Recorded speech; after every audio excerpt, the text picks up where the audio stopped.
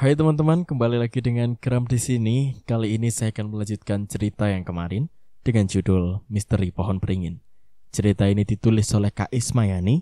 Jadi buat kalian yang ingin membaca ceritanya secara langsung, kalian bisa kunjungi link dan profil yang sudah saya sertakan di deskripsi. So, langsung saja kita ke ceritanya. Suara bel ting-tong sepeda ontel terdengar kembali. Tapi kami sama sekali tidak melihat seseorang yang mengendarai sepeda tua itu. Dan tiba-tiba saja, sosok wewe gombel itu melepaskan Aden begitu saja dan menutup kedua telinganya dengan erat sambil merasa kesakitan. Berisik! Berhenti! Sesaat kemudian tubuhnya terlempar ke belakang. Tidak tahu pasti apa yang sedang terjadi dengan sosok makhluk gaib itu. Bersamaan dengan itu pula, datang angin yang cukup kencang. Wewe gombel itu menjadi lemah saat mendengar suara bel ting-tong sepeda ontel tersebut. Seakan ada kekuatan yang dihasilkan oleh bunyi bel sepeda tua itu yang mampu mengalahkan dirinya. Dirinya berkali-kali terpelanting hingga tidak bergerak. Sosok wewe gombel itu tiba-tiba menghilang begitu saja, ditandai dengan angin yang sudah kembali tenang. Kami saling berpelukan dan merasa cukup lega, karena akhirnya bisa terbebas dari sosok wanita yang menyeramkan itu. Entah apa yang terjadi jika seandainya Aden atau mungkin kami semua masuk ke dalam perangkap wewe gombel itu. Aku celingukan mencari sumber suara yang telah menyelamatkan kami berempat. Tapi di tempat itu tidak ada sepeda atau seseorang yang mungkin sengaja membunyikan bel ting-tong. Ayo Ci, masuk dulu ke dalam rumah, ajak Ribo saat aku masih sibuk mencari penolong kami tadi. Bentar Bu, kita harus temuin sumber suara sepeda tadi. Aku masih berjalan sana dan kemari, bahkan celingukan di jalan. Gak ada apa-apa cuy, udahlah, di luar terlalu berbahaya. Ayo kita segera masuk. Rian menarik tanganku karena masih trauma dengan apa yang baru saja terjadi. Sampainya di dalam, kami melihat Jordi yang masih duduk meringkuk ketakutan sambil menutup kedua telinganya. Kami menatapnya penuh dengan kecurigaan. Karena sebenarnya wanita tak kasat mata itu menginginkan Jordi. Apa ini sosok wanita yang ia ceritakan, yang ingin menjadikan Jordi sebagai anaknya? Jangan lupa tutup semua pintu dan jendela, biar aku yang menyalakan kembali lampu minyak ini, ucapku sembari melirik Jordi. Untung aja kita masih selamat. Aden mengelus dada dan berkali mengusap tengkuknya. Dia masih merasakan dinginnya saat dipeluk oleh wewe gombel tadi. Bagi kami, ini adalah pengalaman pertama bertemu bahkan berinteraksi langsung dengan makhluk itu. Rasanya tidak masuk akal. Tapi inilah yang sedang terjadi pada Mystery Boys. Untung aja lo gak jadi dibawa wewe gombel itu, Den. Bisa-bisa lo gak akan pernah pulang. Tapi makhluk itu biasanya kan sangat menyayangi anak yang dibawa gak sih? Mereka bakal dikasih makan, dininapopoin, bahkan akan dipeluk sepanjang malam, ungkap Kribo sembari memperagakan sedang menggendong bayi. Ih, serem banget cerita lu Bu. Gak usah diperjelas juga keadaannya. Siapa juga yang mau jadi anaknya wewe gombel? Sekalipun dikasih makan disayangi oke gue. Lagi pula lo gak denger kalau dia tuh maunya si Jordi, saud Aden. Kami semua menatap ke arah anak laki-laki yang sedari tadi belum juga beranjak dari tempat duduknya. Jordi masih menenggelamkan wajahnya di antara kedua lututnya. Aku tahu jika ia masih sangat ketakutan. Sekarang lo udah tahu kan Ci, selama ada Jordi di sini, hidup kita gak akan tenang. Wewe gombel tadi datang kemari karena mau jemput Jordi, tapi kita yang malah hampir jadi tumbalnya, saud Rian yang masih kesal. Perlahan aku menghampiri anak itu, kuusap kepalanya. Jujur aku merasa kasihan dan tidak bisa menumpahkan semua kesalahan kepadanya begitu saja. Walaupun apa yang dikatakan Rian ada benarnya. Jo, sekarang kamu bisa buka telinga. Makhluk itu sudah pergi dan kita semua baik-baik saja, ucapku yang mencoba menenangkan. Pelan-pelan Jordi membuka telinga dan membuka matanya. Ia menoleh kanan dan kiri lalu memeluk tubuhku dengan kuat. Bang, aku takut. Dia pasti balik lagi. Aku gak mau ikut dia. Aku mau pulang. Suara tangisan Jordi kembali mengisi rumah kecil itu. Entah kenapa aku menjadi tidak tega. Ada rasa iba kepadanya. Karena saat ini di pikiranku terbayang seandainya semua itu terjadi juga kepada diri kami sendiri. Aku yakin kami tidak akan sanggup bertahan. Untuk seorang anak yang dekat dengan ibunya, aku bisa merasakan kerinduan yang luar biasa saat harus berpisah. Apalagi Jordi pergi dalam keadaan berbohong. Sudah pasti ia merasa bersalah dan sangat menyesali perbuatannya. Kamu tenang aja, kita semua sedang memikirkan cara supaya bisa keluar dari kampung ini. Sekarang kamu harus tidur, sautku sembari mengusap kepalanya dengan lembut. Akhirnya Jordi menurut perkataanku. Ia mengangguk tanda setuju. Adian membantuku membentang tikar yang sudah tampak usang dan beberapa ujungnya lapuk. Tapi mungkin cukup untuk kelas tidur kami malam ini. Sekarang kita harus bagaimana? Apa kalian yakin kalau makhluk-makhluk aneh itu gak akan datang lagi ke rumah ini? Tanya Aden saat kami berempat sudah merebahkan tubuh ke atas tikar. Gak tahulah, tapi rasanya udah capek banget. Pengalaman hari ini benar-benar menguras seluruh energi. Entah bagaimana nasib konten kita, bahkan nyawa kita sekarang terancam. Sambut Kribo sembari menggaruk kepalanya. Menurut lo, kita harus gimana, Yan? Soalnya kan ini kampung lo. Sedikit banyaknya lo pasti tahu jalan pintas atau kenal seseorang yang bisa membantu kita. Aku menoleh pada Rian yang tidur di paling ujung, meminta pendapat temanku itu dengan sedikit memiringkan tubuhku menghadap dirinya. Tapi Rian tidak menjawab. Aku berpikir mungkin ia sudah tertidur. Yan. Kribo yang saat itu berada di sampingnya mencoba memanggil nama Rian. Cepat banget meremnya. Sepertinya Rian udah tidur, jawab Kribo. Oh, masa secepat itu sih Rian tidur? Coba lo bayangin badannya, Bu, saut Aden yang tidak merasa percaya. Gak percaya banget sih lo. Walaupun kesal, Kribo menuruti perkataan Aden. Ia bangkit dan menggoyang-goyangkan tubuh Rian yang sama sekali tidak bergerak. Rian, lo jangan bercanda. Wajah Kribo berubah menjadi panik hingga membuat aku dan Aden bergegas bangkit dan menghampiri tubuh Rian. Yan, bangun. Kami terus mengguncang tubuh kurus itu yang terasa semakin kaku dan dingin. Tidak tahu apa yang terjadi dengan Rian. Aku pun langsung memeriksa detak jantungnya. Tapi... gimana? Rian masih hidup kan?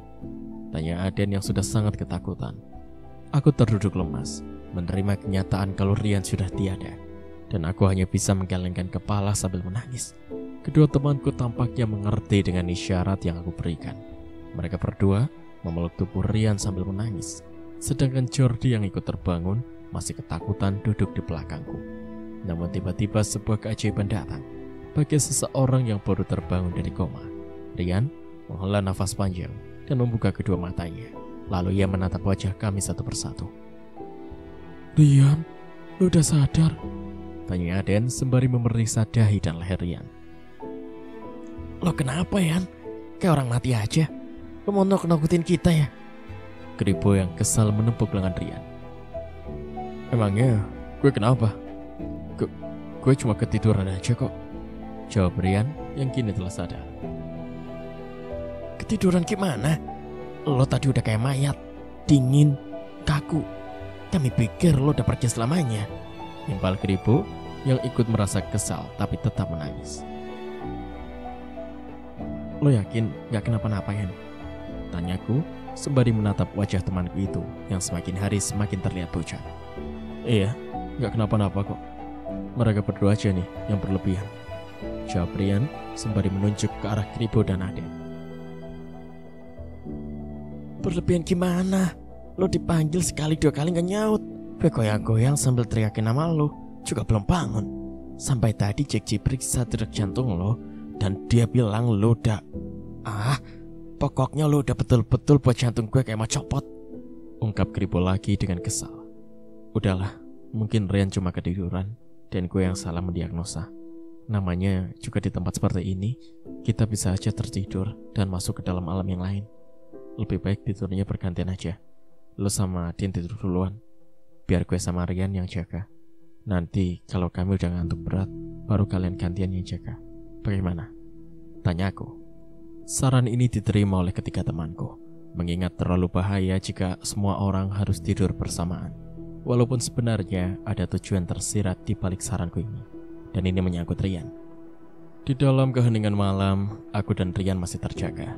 Sesekali di antara kami menguap karena mulai terserang kantuk, sedangkan Kribo dan Aden tertidur dengan pulas. Kalau Jordi tampak sedikit gelisah, mungkin karena selama ini ia terus ketakutan dan menangis, tapi mungkin karena sudah terlalu mengantuk. Akhirnya ia pun tertidur juga. Kalau lu ngantuk, bisa tidur duluan sih, biar gue yang jaga, ucap Rian yang masih memainkan ponselnya. Gue masih bisa tahan kok, ucapku sambil menatap wajah temanku itu. Ya udah kalau gitu, jawab Rian dengan cuek. Aku bergeser sedikit untuk lebih dekat dengan Rian. Entah kenapa aku melihat ada sesuatu yang terjadi dan disembunyikan olehnya. Apalagi makin lama wajahnya terlihat pucat.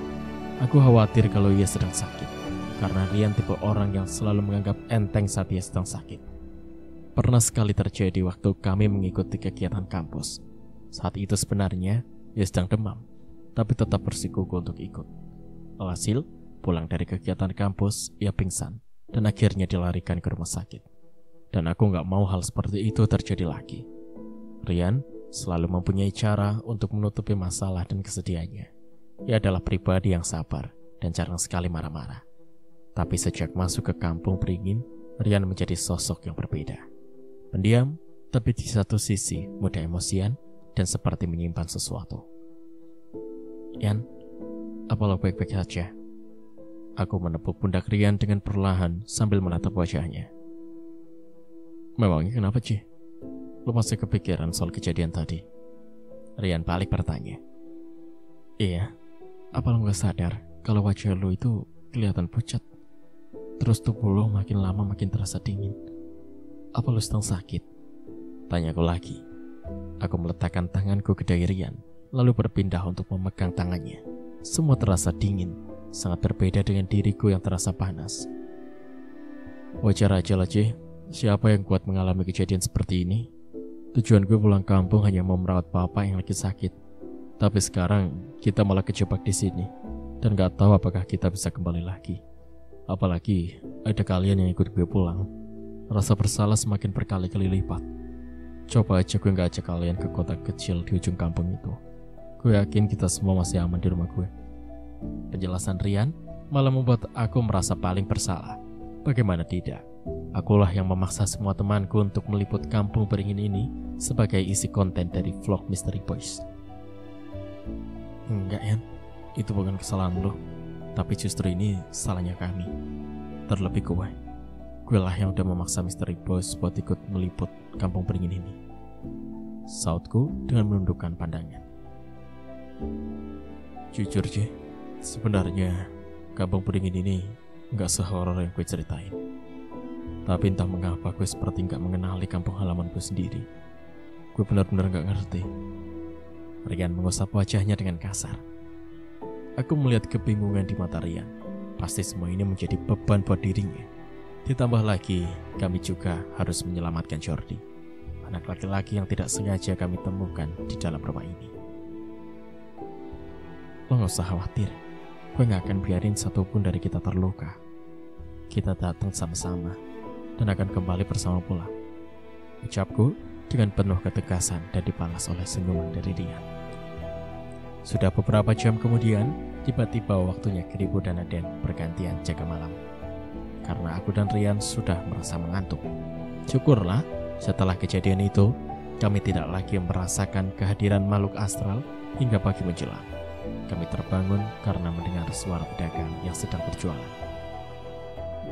Kami saling bertatapan ketika sinar matahari masuk ke dalam rumah melalui celah lubang-lubang kecil dari dinding tepas atau bambu.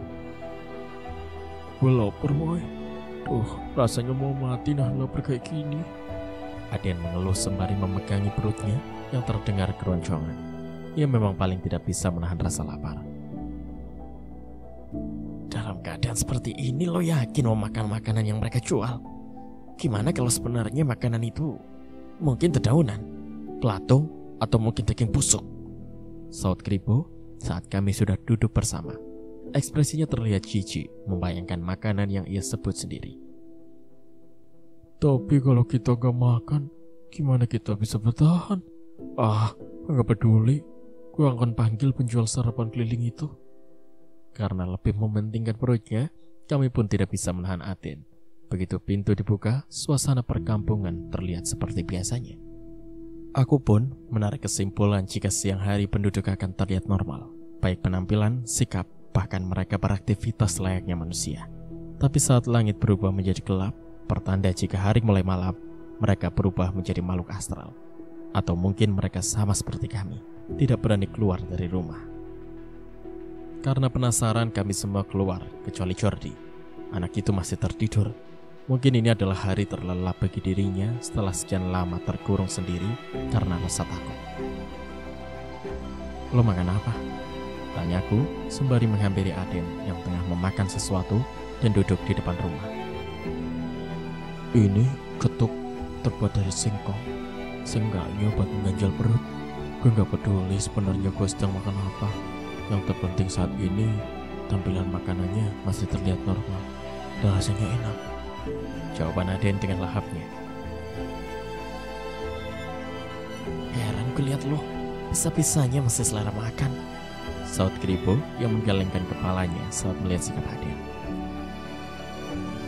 Tapi Kribo ada benarnya. Kita hanya bisa makan di saat hari tampak terang. Justru kalau kita nggak makan, kita bisa mati karena kelaparan. Ucap Rian yang mencoba meyakinkan kami untuk mengikuti apa yang dilakukan oleh Aden. Oke, gimana kalau sebenarnya itu? Mata Kribo terus memperhatikan ketuk yang terbungkus daun pisang. Sementara penjual itu masih berdiri, belum pergi dari halaman rumah. Tatapan matanya sangat tajam. Tidak ada senyum ataupun keramah tamahan.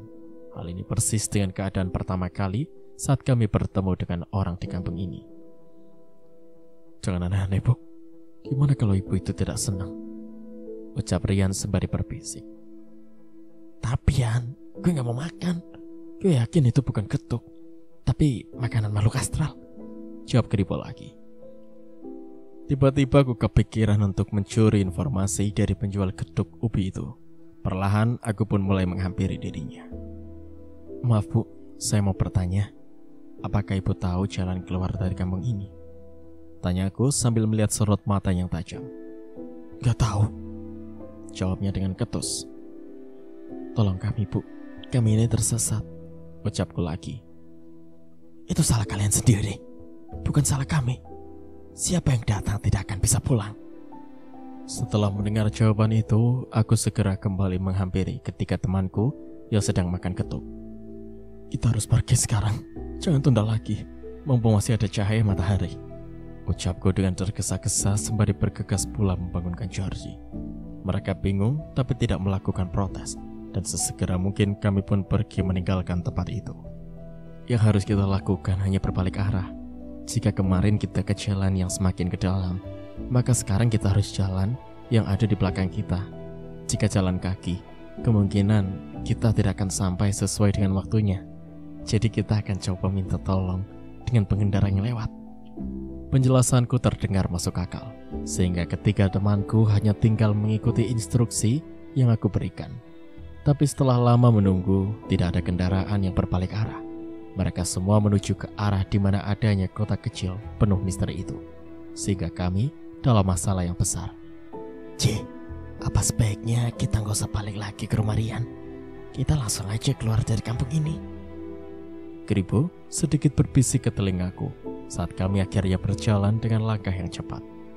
Mengingat tidak ada satupun kendaraan yang berbalik arah, kami semua memutuskan untuk jalan secepat mungkin sebelum langit menjadi gelap dan kampung ini berubah menjadi malam. Gue juga maunya seperti itu, tapi lo tahu sendiri kan, saat ini aja kita belum tahu apakah bisa segera sampai ke rumah Rian, apalagi keluar dari kampung ini. Jawabku sembari menatap punggung Rian yang berjalan tepat di depan kami. Gue masih yakin kalau Pak Rahmat juga bagian dari makhluk astral di sini. Saat itu gue nggak mungkin salah dengar, Timpal Kribo lagi. Aku menghela nafas panjang. Sejujurnya, aku sendiri pun merasa banyak kejanggalan saat di rumah Rian. Aura rumah itu terasa berbeda. Apalagi saat bertemu langsung dengan bapaknya, seakan ia juga bukan manusia seperti kami. Tapi karena tidak punya bukti, aku harus menghormati keputusan Rian untuk ikut pulang ke rumahnya. Nanti kita pikirin lagi. Sekarang lebih baik kita jalan dulu. Aku menggandeng tangan Jordi sambil terus mempercepat langkah kaki. Setelah berjalan cukup jauh, Jordi mulai mengeluh kalau sudah merasa tidak kuat berjalan. Ditambah lagi, perut kami terasa keroncongan. Bahkan sangat haus karena tidak mendapatkan air minum. Seharusnya tadi kalian makan aja apa yang gue dan Aden makan. Sekarang lihat, kalian menghambat perjalanan untuk cepat sampai di rumah gue. Kita udah gak punya banyak waktu. Gimana kalau tiba-tiba langit menjadi gelap? Saat itu, terlalu bahaya jika kita masih ada di luar. Karena sesuatu bisa saja menghadang perjalanan kita. Ucap Rian yang merasa kesal. Tolonglah, biarkan kami mendapatkan air minum. Mungkin bisa didapat dari sungai.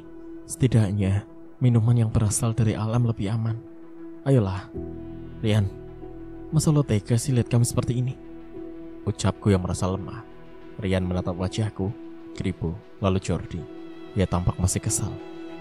Tapi setelah melihat kondisi kami yang memang sudah terlalu lemas, akhirnya ia pun menyetujui permintaanku.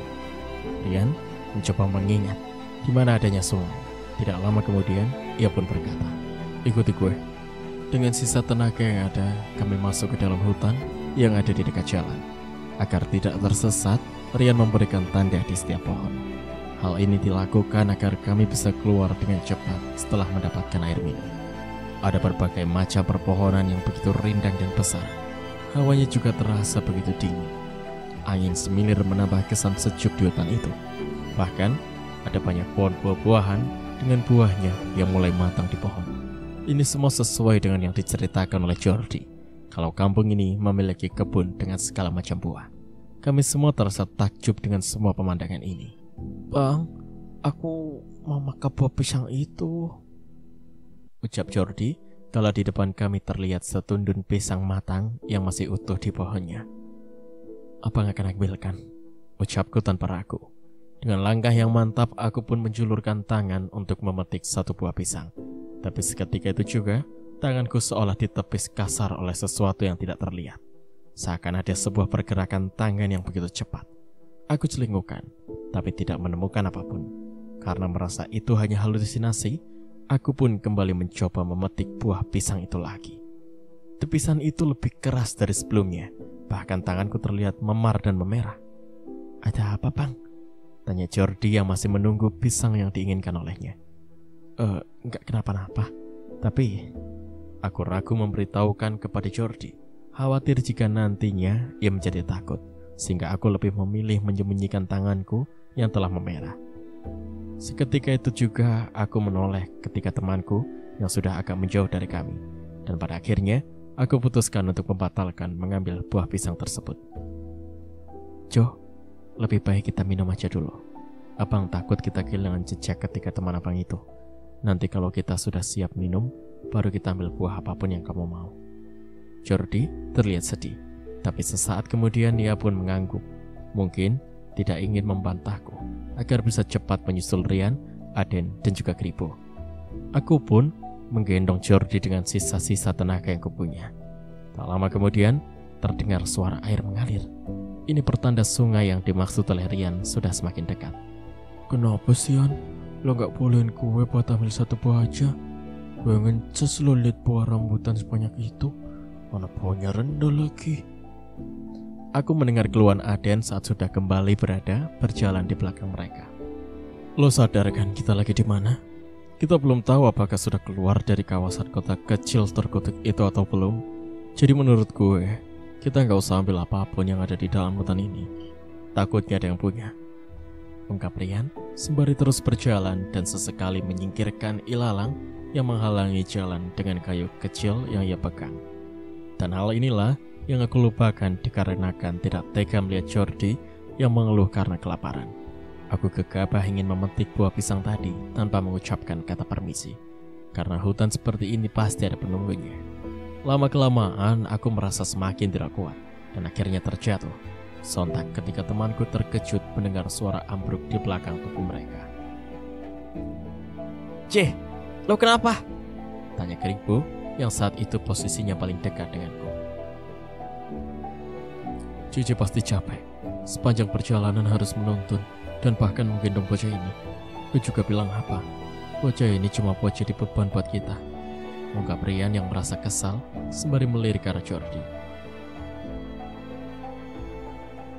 Udah, gue gak kenapa-napa, Bu. Tolong gantian lo gendong Jordi ya, pintaku. Iya, tapi lo gak kenapa-napa kan? Keribo dan Aden langsung membantuku untuk bangkit berdiri kembali. Mereka semua terlihat sangat cemas. Tangan lo kenapa, Ci? Kenapa memar dan merah seperti ini? Tanya Aden yang akhirnya menyadari keadaan tangan yang kusembunyikan. C, jangan bilang kalau lo tadi mau ambil sesuatu di hutan ini. Telisik Rian bercuriga. Aku terdiam dan melirik ke arah Jordi.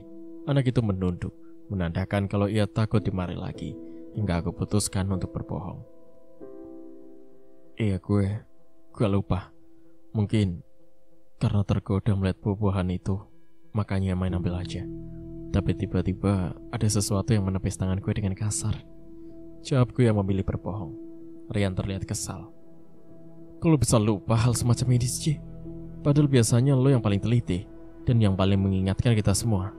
Atau jangan-jangan lo disuruh sama... Tatapan tajam Rian terus melirik ke arah Jordi hingga anak itu bersembunyi di belakangku.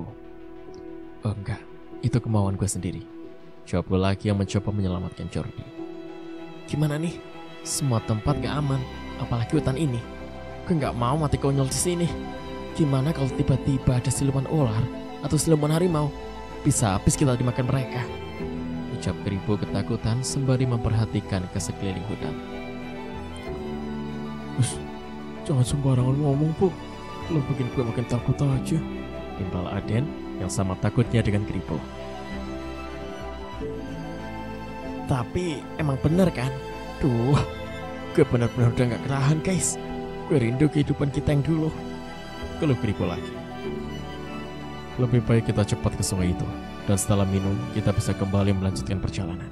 Ayo, ajak Rian dengan kembali berjalan cepat. Kami semua mengangguk dan saat itu Keribo menghampiri Jordi lalu menggendong dirinya. Enggak usah, Bang. Aku jalan aja, gandengan sama Bang Cici. Jordi langsung menggapai tanganku dan meninggalkan Keribo yang sudah berniat baik untuk menolong dirinya. Sikap inilah yang akhirnya menjadi kemarahan ketika temanku, karena mereka selalu menganggap aneh sikap Jordi yang hanya mau dekat dengan diriku saja. Wah, air! Akhirnya gue bisa minum. Keribo langsung mendekati sungai yang kami temukan di dalam hutan. Namun untuk sekali lagi, Rian bergegas menahan temanku itu. Ada apa lagi sih, Yan? Tanya pria dengan ciri khas rambut keribonya itu dengan nada kesal. Sebentar, kita tetap harus pamit dulu. Gak bisa main minum sembarangan aja. Rian tampak menyatukan kedua telapak tangannya seperti seseorang yang tengah memohon sambil memejamkan mata. Aku baru tahu jika Rian bisa melakukan ritual seperti salah satu adegan di film kolosal yang sering dilihat ibuku. Mulutnya tampak komat kamit, tidak tahu apa yang sedang ia ucapkan. Tapi aku yakin jika ia tengah berbicara dengan penunggu di sekitar sungai itu. Karena saat itu, bulu kuduku terasa berdiri. Aku bisa merasakan kehadiran banyak penunggu hutan tersebut. Tapi saat itu, entah mengapa, aku tak bisa melihat wujud mereka. Udah, kita mulai ambil airnya. Tapi jangan lama-lama. Mereka merasa sedikit terganggu dengan kelancangan kita masuk kemari. Jawab Rian semakin meyakinkan diriku jika mata batinnya ternyata lebih tajam dibandingkan diriku. Dan kami bertiga pun, ataupun Jordi, tidak ada satupun yang berkomentar. Tapi justru langsung menyerbu air yang terlihat segar itu. Dinginnya air sungai akhirnya membasahi tenggorokan kami. Jika diturutkan ingin rasanya masuk ke dalam dan mandi di sungai itu, pasti sangat menyegarkan tubuh dan juga tenggorokan. Cuci aja tangan lo sama air sungai itu. Mudah-mudahan bisa sembuh. Petunjuk dari Rian segera aku kerjakan tanpa merasa ragu sedikit pun. Aku merasa perih yang luar biasa menjalar di sekitar luka memar. Tapi anehnya lama-kelamaan sakit itu pun hilang. Warna merah yang ada di kulit tanganku perlahan memudar dan kembali seperti semula. Aku benar-benar takjub dengan air sungai ajaib ini. Rasanya tidak bisa dipercaya. Tapi inilah yang terjadi, bahwa suatu hal yang dikarenakan hal gaib akan hilang pula dengan cara yang gaib. Sekian untuk part kali ini. Nantikan kelanjutan ceritanya di part berikutnya. Terima kasih.